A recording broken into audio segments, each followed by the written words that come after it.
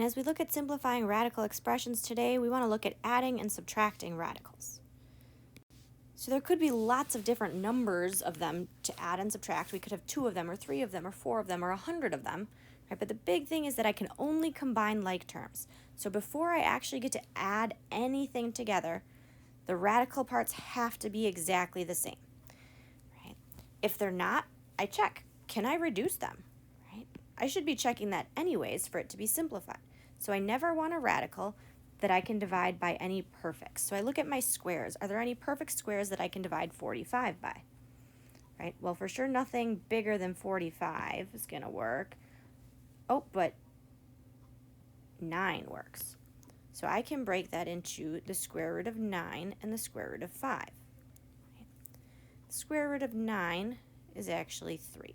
So that's the same thing as 3 square roots of 5. I still have a times -3 in the front.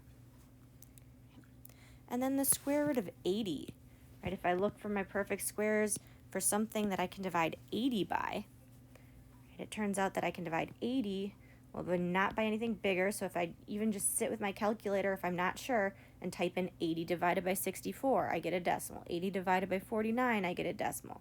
80 divided by 36, 80 divided by 16, I don't get a decimal. Turns out that that's 16 times 5. And I know the square root of 16 is 4. So this is really 4 square roots of 5. But I still have a times 2 in the front. And my goal is to add those things together. And I can tell I'm a lot closer because I see the square root parts are both square roots of 5. Before I can actually add them together, I need to say what is -3 times 3. Right? That's -9 square roots of 5. Plus 2 times 4 is 8 square roots of 5. Altogether gives me -1 square root of 5. The best answer would just say negative square root of 5. Right? But again, I would probably just scribble out the 1 for you and say that that's okay too. We just don't need to show it. So simplified, really simplified, would not show the 1. But if you got to here, that's pretty good. We can add and subtract radicals that aren't square roots also. So if we look at cube roots, what cube can I divide 40 by? Well, I can divide 40 by 8. So I would break it into the cubed root of 8 and the cubed root of 5. The cubed root of 8 is 2. So that becomes 2 cubed roots of 5. I still have that times -2 in the front. My second part, right, the cubed root of 135. I'm looking at that one and, well, in my head, I'm going to save myself time and check what would it be if it was a 5 and see if it's a perfect cube, because that might make things quicker than trying all of the perfect cubes. And I figured out that that was 27, which is a perfect cube. So I can break it into the cubed root of 27 and the cubed root of 5, which turns out to be 3 cubed roots of 5. And there's still that times 2 in the front, and we're trying to subtract those things. If I multiply them together yet, -2 times 2 was -4 cubed roots of 5, minus 2 times 3 is 6 cubed roots of 5. Altogether, that makes -10 cubed roots of 5. A couple more examples. In this one, we have 3 parts, right? Start out the same way, though. I look for squares that I can divide 45 by. I remember that one. That one, right, is 9. So I end up with the square root of 9 times the square root of 5, or 3 square roots of 5. And then I still have that times 2 in the front. That really gives me 6 square roots of 5 for that first term. My middle term, I need to look at the square root of 8. I can divide 8 by 4. So I can break that into the square root of 4 times the square root of 2. That becomes 2 square roots of 2. Still have my times 3 in the front. That term is 6 square roots of 2. We're adding there.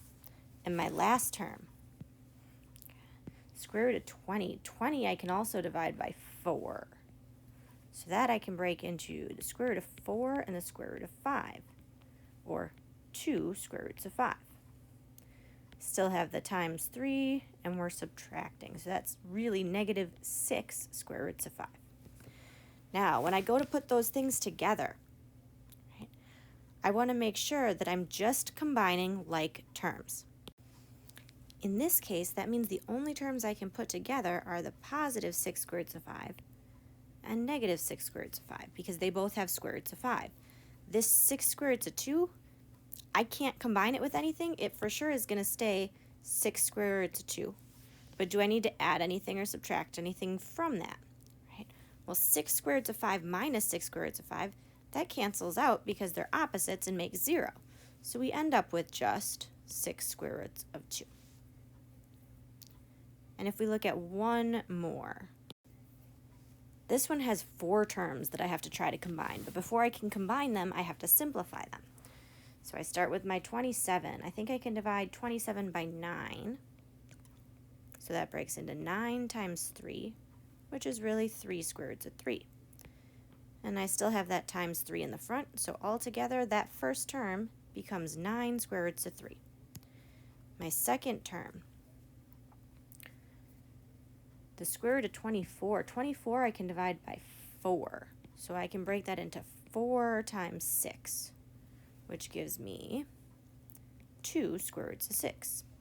There's still that times 2 in the front. Right, so then I get 4 square roots of 6 when I put that together. The next term, I don't think I can divide 3 by any perfect squares because the smallest perfect square was 4. Right, so that one's just going to stay minus 2 square roots of 3. I can't change that one at all. And my last one, 54.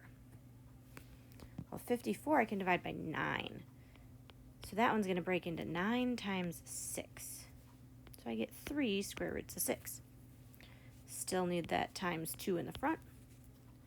Altogether, that makes that term 6 square roots of 6. My last step is to put together my like terms. So it looks like I have 2 parts that have square roots of 3. So 9 of them minus 2 of them is 7 of them. So I have 7 square roots of 3 altogether. And then I also have 2 parts that have square roots of 6. So 4 square roots of 6 plus 6 square roots of 6 is positive 10 square roots of 6. Right, if you simplify and nothing can be combined, right, I mean, it's possible, but I'm probably not going to give you one like that. So really just thinking as you're simplifying, there's a good chance that at least some of the square roots better match up.